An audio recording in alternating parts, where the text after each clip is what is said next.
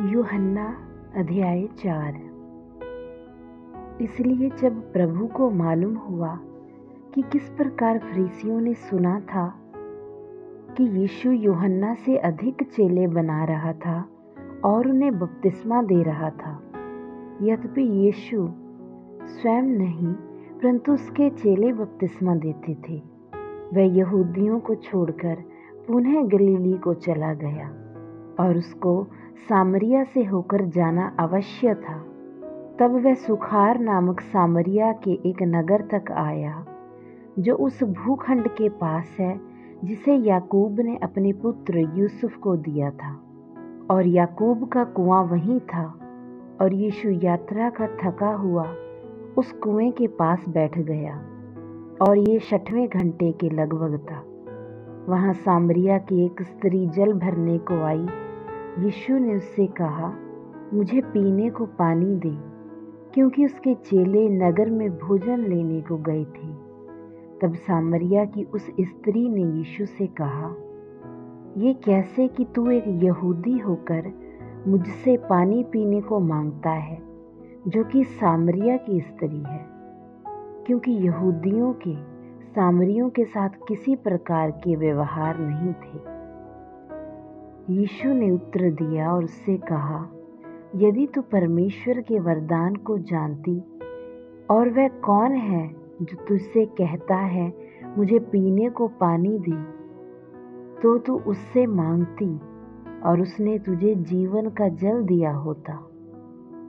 स्त्री ने उससे कहा, महाशय, तेरे पास भरने को तो कुछ नहीं है और कुआं गहरा है, तो फिर वह जीवन का जल तेरे पास कहाँ से आया?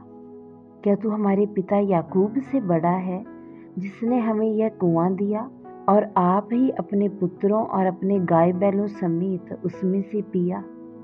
यीशु ने उत्तर दिया और उससे कहा, जो कोई ये जल पीता है वह फिर प्यासा होगा, परंतु जो कोई उस जल को पीता है जो मैं उसे दूंगा, वह कभी अनंत काल तक प्यासा ना होगा, परंतु जो जल मैं उसे दूंगा वह उसमें एक सोता बन जाएगा जो अनंत जीवन के लिए उमड़ता रहेगा। स्त्री ने उससे कहा, महाशय, ये जल मुझे दे कि मैं प्यासी ना हूँ, ना ही भरने को यहाँ तक आना पड़े। यीशु ने उससे कहा, जा, अपने पति को यहाँ बुला ला। स्त्री ने उत्तर दिया और कहा, मेरे पास कोई पति नहीं। यीशु ने उससे कहा, तूने ठीक कहा कि तेरे पास पति नहीं, क्योंकि तू 5 कर चुकी है और जिसके पास तू अब है वह भी तेरा पति नहीं। यह तूने सच कहा है। स्त्री ने उससे कहा, महाशय, मैं समझती हूँ कि तू एक भविष्यद्वक्ता है। हमारे पूर्वजों ने इसी पर्वत पर आराधना की और तुम हमसे कहते हो कि वह स्थान जहाँ आराधना करना चाहिए यरूशलेम में है। यीशु ने उससे कहा, स्त्री, मेरा विश्वास कर कि वह घड़ी आती है कि तुम ना तो इस पर्वत पर और ना ही यरूशलेम में पिता की आराधना करोगे। तुम जिसे नहीं जानते उसकी आराधना करते हो। हम उसकी आराधना करते हैं जिसे हम जानते हैं, क्योंकि उद्धार यहूदियों में से है। परंतु वह घड़ी आती है और अब भी है जब सच्चे आराधक पिता की आराधना आत्मा और सच्चाई से करेंगे, क्योंकि पिता अपने लिए ऐसे ही आराधना करने वालों को खोजता है। परमेश्वर एक आत्मा है और वह जो उसकी आराधना करते हैं उन्हें उसकी आराधना आत्मा और सच्चाई से करना चाहिए। स्त्री ने उससे कहा, मैं जानती हूँ कि मसीह जो ख्रिस्त कहलाता है आने वाला है। जब वह आएगा तो हमें सब बातें बता देगा। यीशु ने उससे कहा, मैं जो तुमसे बोल रहा हूँ वही हूँ। और तभी उसके चेले वापस आ गए और वह अचंभा करने लगे कि यीशु एक स्त्री के साथ बातें कर रहा है, परंतु किसी ने नहीं कहा, तू क्या चाहता है? वह तू क्यों उससे बातें कर रहा है?